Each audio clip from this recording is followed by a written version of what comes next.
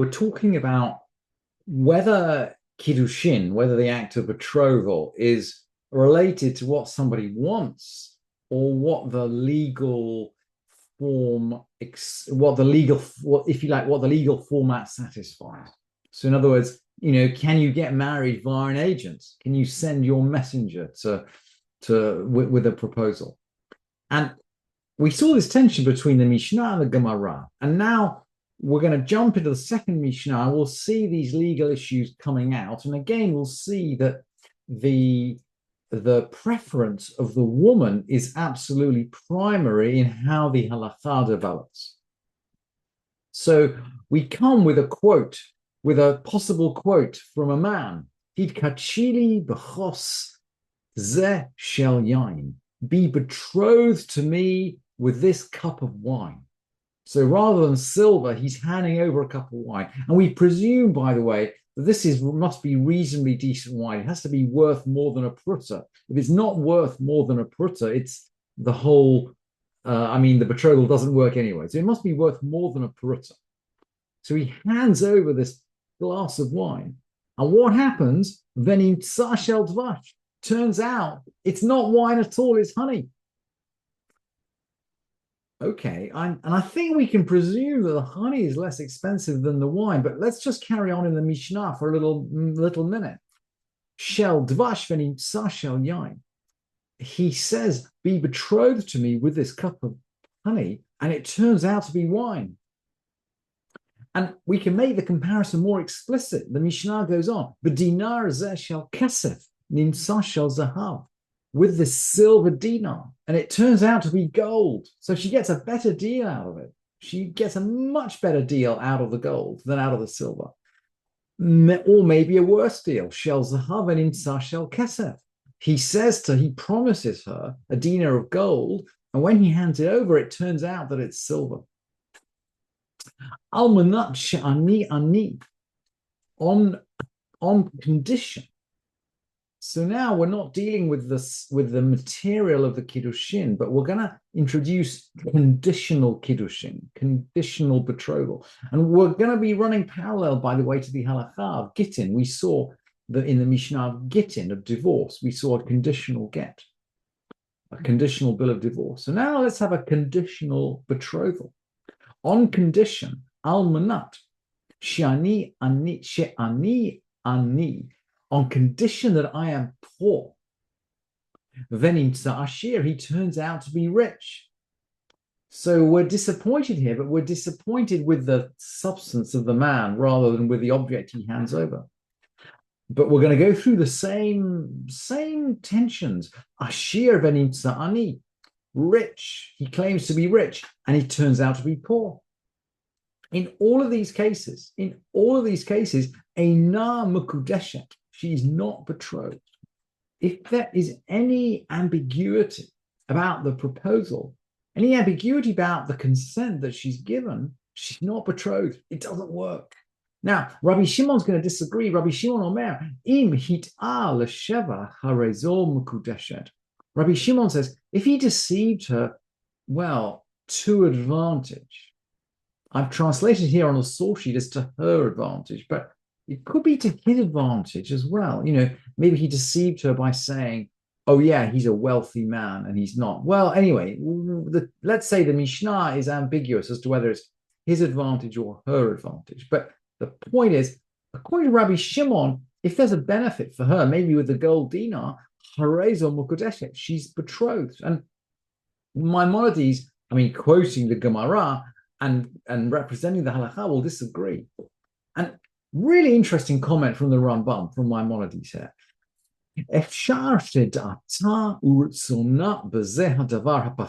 It's possible her opinion or her knowledge, da'at could be opinion and knowledge, and rutzona, her desire, is for the smaller thing.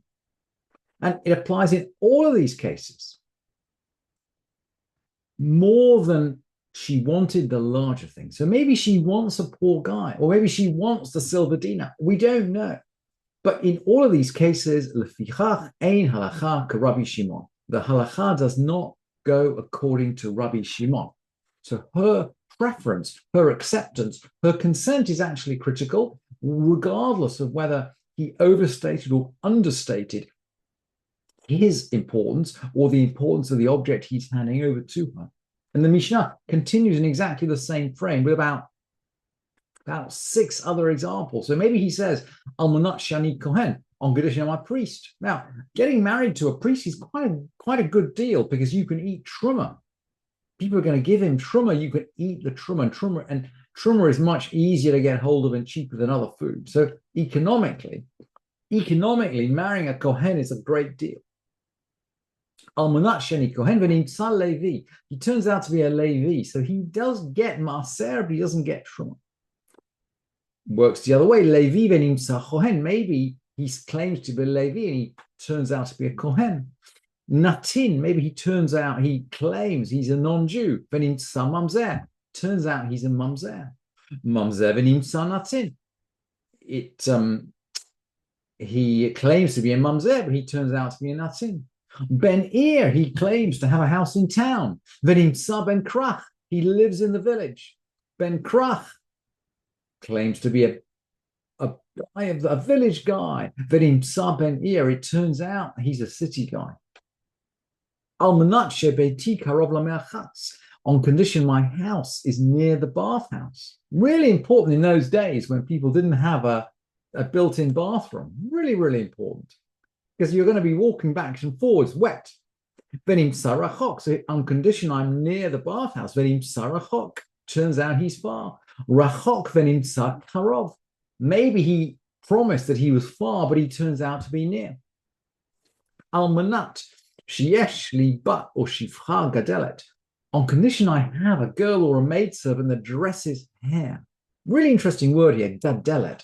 I mean, we couldn't read it as gadol, who bring, big, but clearly from other uses in the Mishnah and in the comment in the Midrashim, it's a special word for a hairdresser. There's a comment in one. There's a comment I think in Leviticus in Vayikra Rabbah. The way we get to the king is we influence the hairdresser, the gadelet, to the queen, and then the queen influences the king. So a gadelet is a hairdresser. So on condition that I've got a girl or a maidservant who's a hairdresser, v'ein, and he doesn't have one. Almanat she'ein, maybe I don't have, on condition I don't have one, v'yesh lo, and he has one. Maybe he doesn't want a hairdresser hanging around in the house. Almanat sheyesh li banim v'ein lo, on condition I have children. V'ein lo, he doesn't have them. On condition that almanat she'ein lo v'yesh lo, on condition he doesn't have children, and he does.